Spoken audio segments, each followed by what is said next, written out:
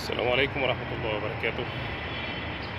اخواتي وحبايبي واصحابي اللي بينوروني دايما على قناة باكر. الحقيقة الواحد زهق من موضوع الأحداث اللي احنا عايشينها، مباراة النادي الأهلي والزمالك اللي ما اتلعبتش.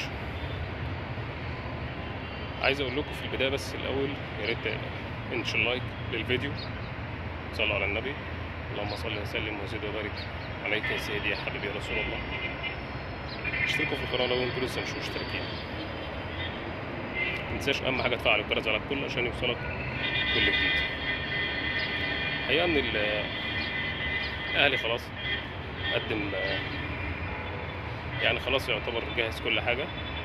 قرارات اللجنة الأولمبية اللي اتسربت ان هيرفضوا طلب النادي الأهلي بإعادة المباراة، إعادة مباراة القمة. هيتم الرفض خلاص، واتسربت الأخبار وهيطلع القرار في خلال ساعات قليلة، وده واضح إن هو اتفاق. النادي الأهلي طبعا هيصعد الموضوع للمحكمة الرياضية الدولية، وفي الغالب المشكلة دي لو حصل فيها تلاعب والأهلي أثبت ده، احتمال يتم إيقاف النشاط الرياضي في مصر. بالنسبة لكرة القدم احتمال يتم إيقاف النشاط الرياضي في مصر. الأسباب دي والتدخلات دي بتعمل مشاكل كبيرة جدا.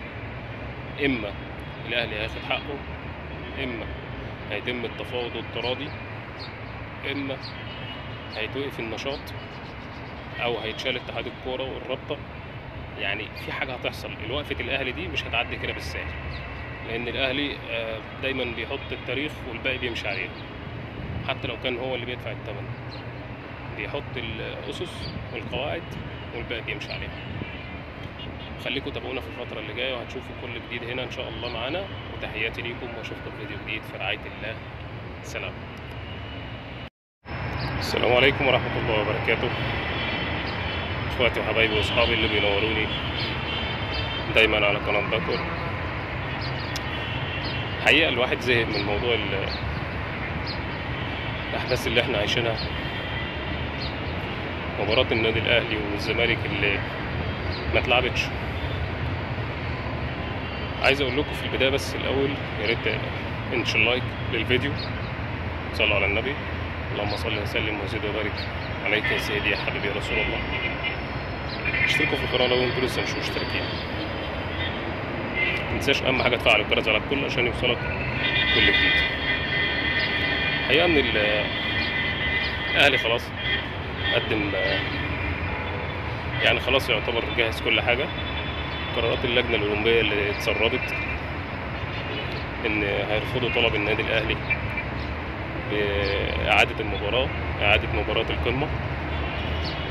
هيتم الرفض خلاص، واتسربت الأخبار وهيطلع القرار في خلال ساعات قليلة، وده واضح إن هو اتفاق. النادي الأهلي طبعا هيصعد الموضوع للمحكمة الرياضية الدولية، وفي الغالب المشكلة دي لو حصل فيها تلاعب والأهلي أثبت ده، احتمال يتم إيقاف النشاط الرياضي في مصر. بالنسبة لكرة القدم احتمال يتم إيقاف النشاط الرياضي في مصر. الأسباب دي والتدخلات دي بتعمل مشاكل كبيرة جدا. إما الأهلي هياخد حقه، إما هيتم التفاوض والتراضي، إما هيتوقف النشاط، أو هيتشال اتحاد الكورة والرابطة. يعني في حاجة هتحصل. الوقفة الأهلي دي مش هتعدي كده بالسهل، لأن الأهلي دايما بيحط التاريخ والباقي بيمشي عليه. حتى لو كان هو اللي بيدفع الثمن، بيحط الأسس والقواعد والباقي بيمشي عليها. خليكم تابعونا في الفترة اللي جاية وهتشوفوا كل جديد هنا إن شاء الله معانا. وتحياتي ليكم وأشوفكم في فيديو جديد في رعاية الله. سلام.